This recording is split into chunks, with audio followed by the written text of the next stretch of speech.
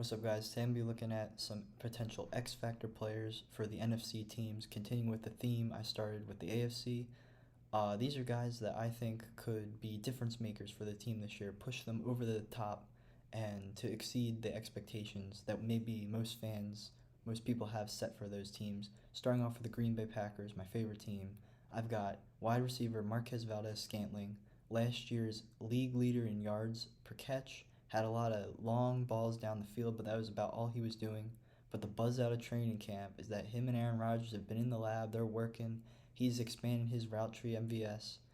And the Packers really think that he could be a legitimate number 2 receiver for them this year. And while he arguably was the number 2 receiver last year, it's been a while since we had a true threat opposite Davante Adams, probably since Jordy Nelson's final season in Green Bay, I would say. So if MVS can really break out this year, it would be huge for the Packers, especially in their hopes of finally getting back to the Super Bowl in what could potentially be Aaron Rodgers' final season in Green Bay. Let's hope not. Maybe if we win the Super Bowl, he'll stay. But I got MVS as a huge potential difference maker for the Packers. Going over to the Vikings, last year their secondary was absolutely terrible. Part of the reason they were unable to make the playoffs. So I've got their two new corners, their new corner and their second-year corner, Patrick Peterson and Cameron Dantzler as the potential difference makers for them. Dantzler, he kind of filled the shoes Jeff Gladney was supposed to fill as their first-round pick last year, and now Gladney's off the team for his off-field issues. Dantzler impressed as a rookie. I believe he was a fourth-round pick. And bringing in Patrick Peterson from the Cardinals, who, he hasn't been the same guy the last few years, dealt with a few injuries. It's just some minor setbacks along the way, but if he can get back to being not even an all-pro, but simply just a top-tier number 1 corner, the Vikings defense could all of a sudden be back to the level it was at a few years ago. Now for the Chicago Bears, I have wide receiver Darnell Mooney. Now, similar to the Davante Adams, Marquez Valdez Scantling thing, if Mooney can emerge as a legitimate number 2 receiver and really make strides, I think he would complement Allen Robinson beautifully. And if Justin Fields can become the starting quarterback for the Bears this season, that would be even better for Mooney, because if Mooney can, take some defensive attention off of Robinson, plus you throw in Fields as the rookie quarterback, the Bears are starting to finally get a real offense together. Throw in David Montgomery, who started to look good last year as well. And, Chicago can maybe finally start building an offense, which Matt Nagy was supposed to do when they hired him. So we'll see if Nagy can do that, or if they'll have to get a new coach next year to really let Fields and Mooney and Robinson shine. But I've got Darnell Mooney as a potential breakout guy for the Bears. And then to conclude the NFC North, I've got last year's number 3 overall pick, Jeff Akuda of the Detroit Lions. His rookie season was marred with injuries, and when he played, he was just not very good at all. But coming into his second year, the Lions, even though last year they were kind of rebuilding, they're definitely rebuilding this year. Matthew Stafford has left. They have no receivers, really. So it's really a year to grow for the entire team, and I think that will benefit Akuda a lot. And if he can, just get into the zone, get back to working on what made him so great at Ohio State, maybe he can break out this year for the Lions and prove that he was not a bust or a reach at number 3 last year. Moving on to the NFC East, for the Washington football team, I have their new starting quarterback, Ryan Fitzpatrick. The football team, they made the playoffs last year, albeit only at 7-9, and they did so despite very poor quarterback play, whether it was Alex Smith coming back from a catastrophic injury in his final season in the NFL, or just Dwayne Haskins playing poorly in general at the beginning of the season. But now with Fitzpatrick coming in, he's coming off, in my opinion, very solid years with both Miami and Tampa over the past few seasons. And I think at the very least, he'll be an average starting quarterback, which will be huge for this Washington team. Terry McLaurin and Antonio Gibson have already proven they can thrive with any quarterback under center. So I think Fitzpatrick has the opportunity to have maybe his best season of his NFL career. It's going to be hard to beat that one Jets season, but I think he could have a season on par with that, despite his older age. You got guys like Curtis Samuel and Logan Thomas as well. So as long as Fitzpatrick can emulate the performances he's given the last few seasons over a full season as a starter, I think Washington could be not a Super Bowl contender, but certainly a playoff contender. They could win 10 or 11 games as long as Fitzpatrick plays up to par in my opinion. Moving on to the Dallas Cowboys, another team kind of hopeful to make the playoffs in this NFC East division. We know their defense has been a source of a main issue for the team over the past few seasons, while the offense, except for when Dak Prescott was injured, was very good. Now, you might think Micah Parsons might be the answer to this, but I think he's already, you can pretty much pencil him in as a game changer for this Dallas defense. And I think the X factors for this team would be the young secondary of second-year corner Trevon Diggs and the rookies Nashawn Wright and Kelvin Joseph. Now, if even two of these guys out of the three prove that they can be starting caliber corners on a playoff team, the Dallas defense is in great shape, because the Cowboys just need to be average on defense, just like how Washington only needs to be average on offense to really improve the team. I consider Dallas's defense to be in the same boat. So if these corners can start to prove that they're ready to play in the playoffs, be on a good team, somewhat not necessarily lock other receivers down like a Jalen Ramsey, but just slow down other teams' offense, I think this Cowboys team could have a shot at winning this division. Now, a team that doesn't really have a shot at winning the division is the Philadelphia Eagles, but I still think Jalen Hurts could prove that he is the franchise quarterback of the future this season. I think that's what's at stake for him as the X factor for the Eagles.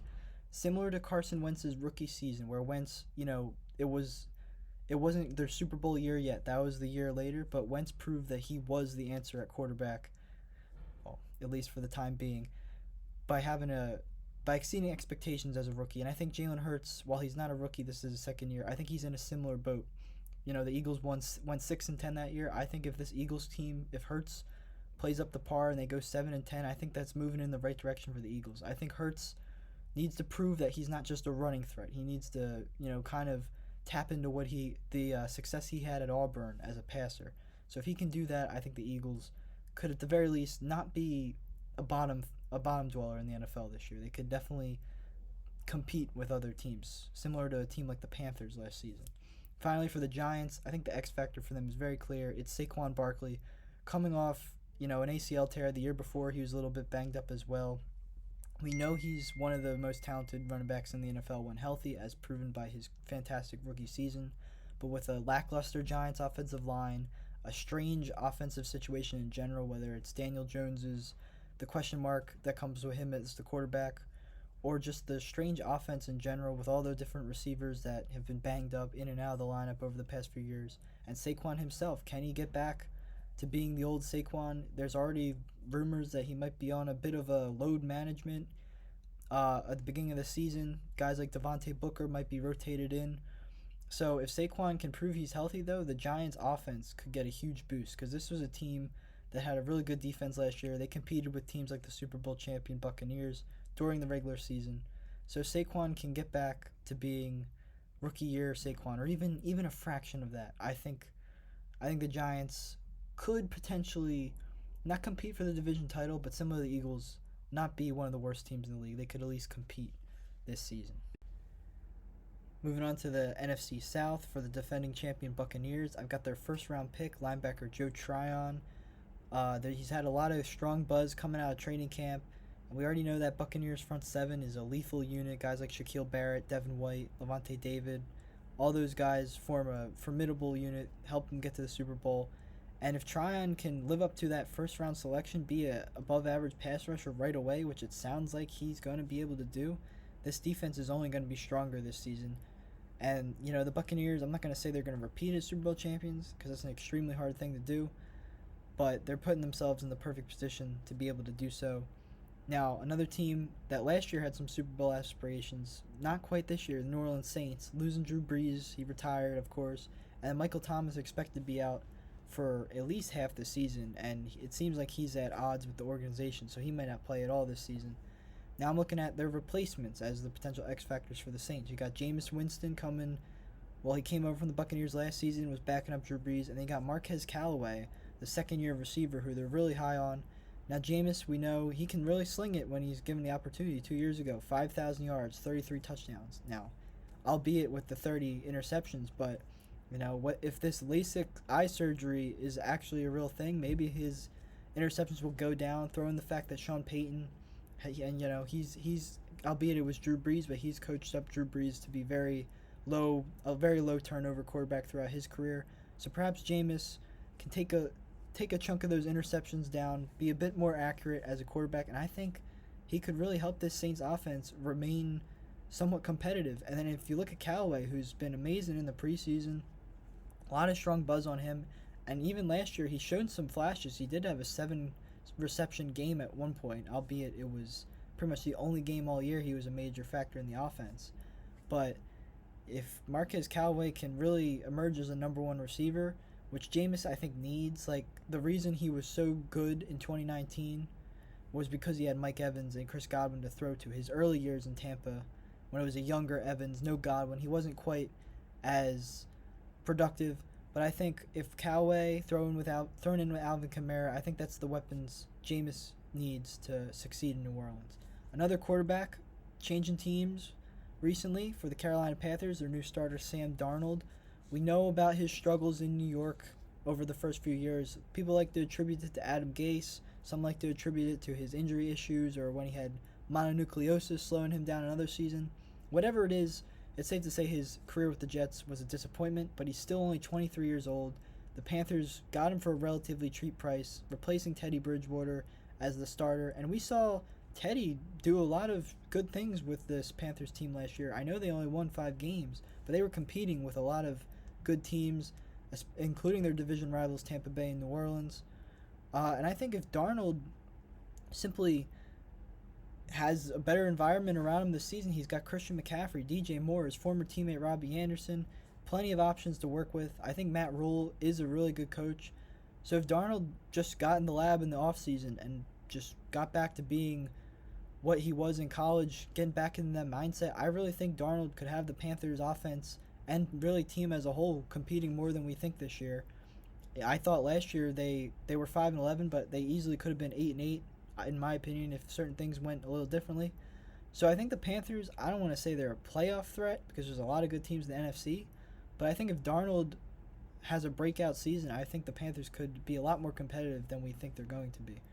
And finally for this division, for the Atlanta Falcons, I've got the 4th overall pick in the draft, Archbishop Wood's own Kyle Pitts. It's not really necessarily about whether or not he's going to succeed, because I think he certainly will succeed right away. It's about how good he can be. Can he lift this offense from the ground up and maintain its productivity that it's had over the past few years? Last year was a bit of a down year for the Falcon offense, but in years past they've been very productive. And I think Matt Ryan with Calvin Ridley and Pitts there has great targets, Russell Gage as well. So if Pitts can just come in and, pretty much I think he's going to have the best rookie tight end season of all time. And I think I'm not alone in that camp either. So if Pitts is able to do that, this Falcons team could be a lot more frisky than we expect them to be this season. All right, finishing off with the NFC West, which I believe is the most talented division in the NFL this year. First off, I got the Rams, and for them, I'm just going with their entire offense. And what I mean by that, I don't mean can this Rams offense be good. I mean how good can this Rams offense be.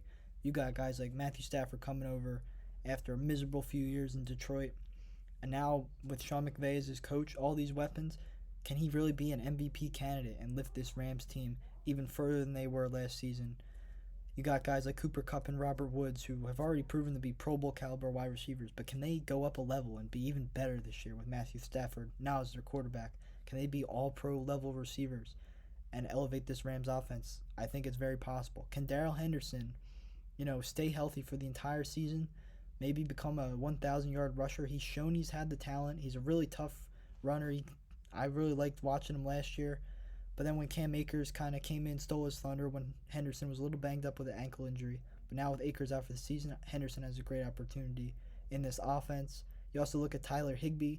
Gerald Everett is now gone. He'll have the vast majority of the tight end targets. Can he improve as well and make this offense churn even more? Speedsters like the rookie Tutu Atwell and Deshaun Jackson. Can Deshaun Jackson stay healthy? Does he have one more good season in him? Can Tutu Atwell be good right away? Van Jefferson as well, a 5th receiver on this team. Can he start to make a name for himself after a quiet first year or two? I forget if he was a rookie last year or not, but quiet year or two for him. Overall, I really think this Rams team is probably the Super Bowl NFC favorite to make the Super Bowl. I mean, I hope my Packers make it, but the Rams have a great shot. And another team in this division that has a great shot at the Super Bowl, they were there 2 years ago, the San Francisco 49ers. They had a ton of injuries last year, but I think guys like Kittle, Bosa, Jimmy G, they'll all return to form. Who I've got for them is their new de facto number one corner, Jason Verrett, who was healthy for the first time in a very long time last year, and I thought he played very well for them despite their struggles. He was a Pro Bowler way back in 2015 for the Chargers as their number one corner, and since then, between I think 2016 and 2020, he played less than 20 games total. But he finally proved he was healthy last year, stepped in when the Niners needed him, when Richard Sherman, who was also injured last year, and now with Sherman a free agent, I think Verrett has the opportunity to return to being a number one corner. I don't know if he'll be a Pro Bowl lockdown guy again, but this Niners defense needs help in the secondary. It's currently the weak spot of the defense, in my opinion, and if Verrett can rise to the occasion, I think it'll help them a ton. Now, another guy who's got to rise to the occasion this year to help improve the defense, Seattle Seahawks second-year linebacker Jordan Brooks. And he already impressed a lot as a rookie. He proved he was worth that first-round pick. But this year, can he go up another level? Pairing with Bobby Wagner at the linebacker core. I didn't like them losing KJ Wright because I would have liked to have seen all three of them in the linebacker core together once again. But despite that, I think Brooks, he has the talent to really elevate this Seattle defense. A Seattle defense that used to be one of the best in the league. Last few years hasn't been quite that. But, if Brooks can develop into a Pro Bowl level talent this year, it's going to help Seattle a ton. And they're going to need defensive help going against teams like the Cardinals and the Rams in this division. Speaking of the Cardinals, for them, I've also got some linebackers for them. 2 linebackers, actually.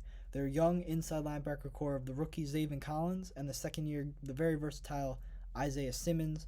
Simmons was supposed to be a transcendent pick, it sounded like, for them last year at the 8th overall pick. And while he was productive as a rookie, I don't think he necessarily met expectations. But now with Zaven Collins coming in, maybe to complement him, maybe the two of them together can prove that they're the answer at linebacker for the Cardinals. Pairing them with guys like Jordan Hicks and Chandler Jones, I think that Cardinals linebacker core could be the heart of the defense because the rest of the defense outside of Budda Baker is pretty weak. So they're going to need those linebackers to step up big time if they want to stop the other offenses in this division and the rest of the NFC. And overall, I think the Cardinals have a good shot at making the playoffs, but it's going to be a bloodbath in this division. So that wraps up my X Factors. Thank y'all for watching. Make it to the end of these long videos. I'm going to try to have more content coming out as the NFL season begins. It's hopefully going to be a lot shorter, but I'm probably also going to have more videos more frequently as well. So thank y'all for watching.